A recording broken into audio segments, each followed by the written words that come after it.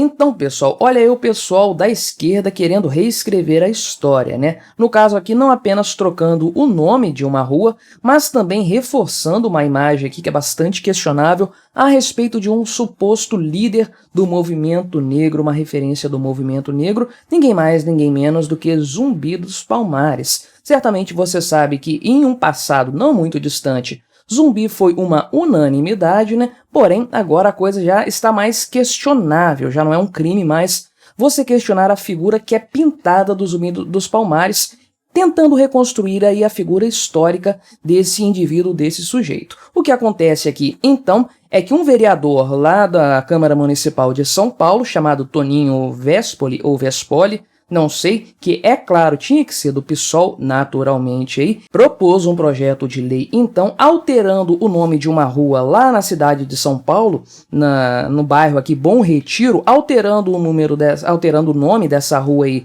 de Jorge Velho, que é um bandeirante, um dos bandeirantes famosos ali do estado de São Paulo, alterando o nome dessa rua, então, para a Rua Zumbi dos Palmares. Vamos dar uma olhada nessa história, tentar entender o motivo apresentado aqui pelo vereador pissolista para alterar o nome dessa rua e tudo mais, e ver se realmente essa história de que Zumbi dos Palmares é uma referência do movimento negro tem alguma procedência, né? Não se esqueça, deixe o seu like e o seu comentário neste vídeo, se inscreva no meu canal se você ainda não for inscrito, considere se tornar membro patrocinador do meu trabalho com valores a partir de R$ 1,99 por mês, você me ajuda bastante, dessa forma pode ter certeza disso, né? Então, a tal Rua Jorge Velho é essa aqui no bairro Bom Retiro, conforme eu falei, lá em São Paulo. Você pode ver que não é uma rua muito grande no final das contas, né? Ela está perto aqui da Avenida Santos Dumont, tudo bem? Tá aqui na lateral dela e tudo mais, mas não é uma rua tão grande assim, não tem tanta relevância no final das contas. Em primeiro lugar, troca de nome de ruas é sempre um inferno, sempre um transtorno para quem mora nessas ruas aí e para quem tem negócios, estabelecimentos comerciais nessas ruas. As empresas precisam fazer alteração contratual para mudar o endereço delas por conta dessa alteração aí, e as pessoas também têm problemas com correspondências, entregas e tudo mais por conta da alteração desse nome. Eu fiz um vídeo para o canal Visão Libertária há muito tempo atrás, tratando justamente da mudança aí de nome de uma rua lá em Niterói, no Rio de Janeiro, né, que passaria a se chamar então Rua Paulo Gustavo, né, que é o famoso ator e humorista e tudo mais que acabou falecendo, né. Então isso sempre é um transtorno para as pessoas. A rua não é muito grande no final das contas, porém a história acabou sim repercutindo, criando alguma polêmica, né. Qual que é o ponto levantado aqui pelo vereador que propôs esse projeto de lei então, né? Ele disse o seguinte: trocar o nome de uma pessoa que perseguiu negros pelo de Zumbi é um novo passo neste processo de reparação histórica. E ele afirma aqui que eles já conseguiram no passado aprovar projetos de lei que trocam o nome de ruas que homenageavam supostamente aí, torturadores do regime militar, alterando para nomes de outras pessoas também, né? Então a ideia seria justamente trocar o nome de uma rua que homenageia um bandeirante que, de acordo com esse vereador em questão aqui, torturava pessoas negras e tudo mais, pelo nome aí de uma pessoa que combateu, lutou pelos direitos dos negros, né? Em primeiro lugar, vamos lá. Cuidado com esse tipo de homenagem, nem sempre homenagens são realmente, assim, lisonjeiras, né? Olha só essa estátua aqui, por exemplo, do próprio Zumbi dos Palmares, colocada aqui em frente ao prédio da Bolsa de Valores no centro de São Paulo. Uma baita de uma estátua feia, convenhamos, né? Isso aqui não é homenagem nem aqui, nem lá na China, né? Primeiro ponto é esse, muito cuidado com homenagens que geralmente não homenageiam coisa nenhuma, principalmente se forem coisas artísticas assim, porque nós conhecemos bem o gosto artístico que predomina nas esferas públicas atualmente, né? Agora, tratando da questão da pessoa, do indivíduo Zumbi dos Palmares, né? Isso é uma questão muito complexa do ponto de vista histórico, né? Reconstruir o Zumbi dos Palmares histórico é um desafio enorme. A gente tem esse problema com outras figuras dessa época aí, século XVII, começo do século XVIII da história do Brasil, porque a documentação não era muito farta. Existe muito mito, né? Existe muita história inventada e muita lenda por trás de nomes famosos. Por exemplo, o Aleijadinho, né? Que tem uma história, uma vasta história construída a respeito dele. E vamos colocar aí, 70% dessa história é altamente questionável, não tem nada assim fidedigno nela. No Zumbi dos Palmares também, principalmente a imagem que se tem hoje de grande defensor do direito dos negros, né? Hoje sabemos já que ele, por exemplo, matou o tio dele para conseguir o poder, né? Ele estabeleceu o quilombo lá e tudo mais, mas a ideia do quilombo não era criar ali uma sociedade comunista em que os negros seriam livres nem nada. Ele queria apenas fazer um reino ali como eles tinham lá na África também, restabelecer o seu reino aqui em território brasileiro, né? E ele matou o tio então para conseguir ficar no comando desse lugar e também, segundo relatos, Zumbi dos Palmares tinha escravos, inclusive negros, que eram de outras etnias, não da sua própria etnia. Qual que é o problema nisso, né? Problema é o problema de toda a escravidão, é claro, mas do ponto de vista do contexto histórico, isso era absolutamente normal. Se você fosse para a África nessa mesma época, você veria pessoas tendo escravos lá, negros africanos, tendo outros negros africanos como escravos, porque a escravidão foi uma realidade humana durante muito tempo. Aliás, infelizmente, em muitos lugares ainda é, mas assim, até mesmo no Ocidente isso foi aceito durante muito tempo. A escravidão foi uma normalidade. E aqui no Brasil mesmo, isso nessa época aqui, né, finais do século XVII, a época em que supostamente o Zumbi dos Palmares viveu, isso era extremamente comum mesmo. Inclusive tem histórias de negros famosos, muito bem documentadas, histórias muito bem documentadas que dão conta que esses negros tinham escravos. Por exemplo, Chica da Silva, né, que foi uma negra muito bem sucedida, muito próspera e que mantinha seus próprios escravos também. Era uma coisa super normal. Então hoje já se sabe,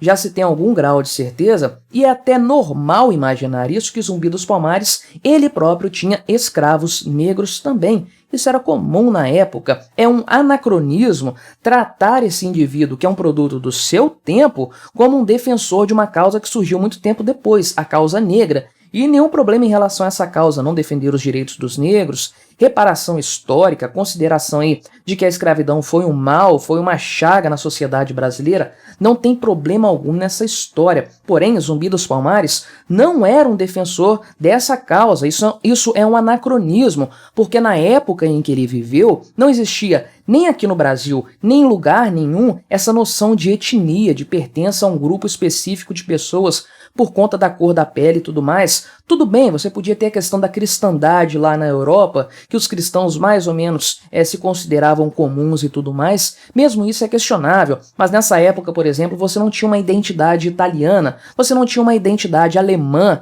tanto o território atual da Alemanha quanto o da própria Itália era uma colcha de retalhos. Mesmo a Espanha já não tinha uma identidade tão unificada assim, ainda havia muito da questão castelhana, questão de León, de Aragão, da própria Catalunha, né? Então não havia em lugar nenhum do Ocidente, do mundo de forma geral, essa noção aí que nós temos hoje de nacionalismo ou então de pertença a uma raça e coisas do tipo. Tratar o Zumbi dos Palmares dessa forma é um anacronismo. Ele não é esse tipo de defensor dos direitos negros. Ele pode ser um defensor dos seus próprios direitos ou do seu povo ali de forma específica e tudo mais. Queria restabelecer o seu reino aqui no Brasil, mas nada, absolutamente nada além disso. O movimento negro deveria aí trazer outros nomes mais conhecidos, mais corretamente relacionados, por exemplo, ao movimento abolicionista. Nomes aí que foram importantes no século XIX, muitos deles relacionados ao Brasil Império. Temos vários negros, inclusive,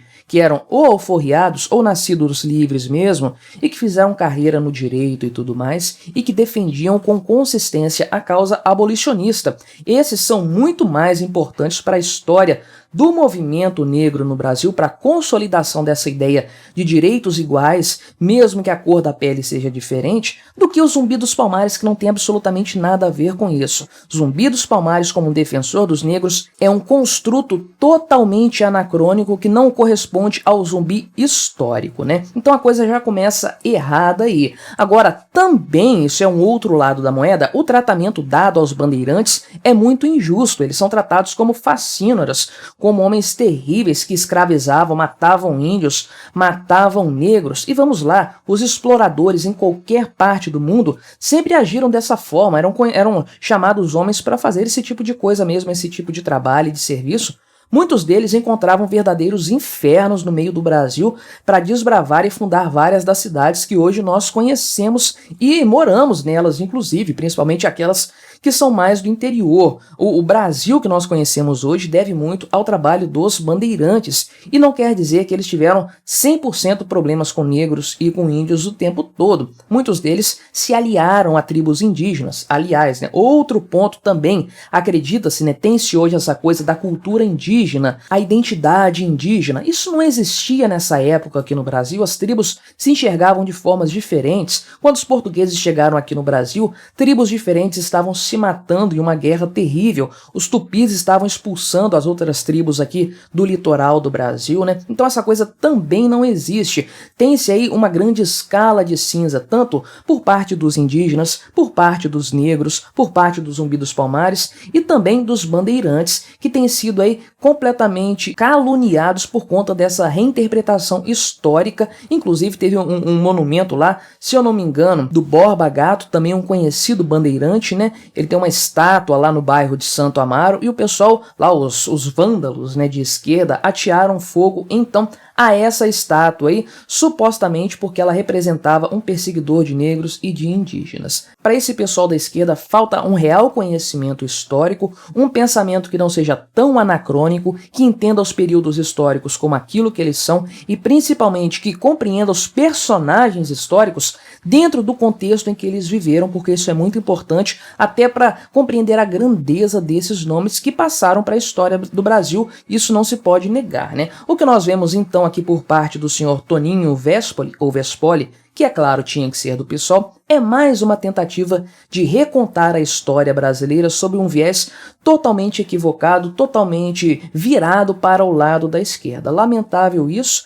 e volto a dizer, a rua não é grande, não vai causar um impacto nacional nem nada do tipo, mas isso demonstra sim um movimento que tem método e que vem sendo realizado com consistência aqui no Brasil, né? Mas o que você achou dessa história? Colabore com o nosso debate, se inscreva no meu canal se você ainda não for inscrito e até a próxima.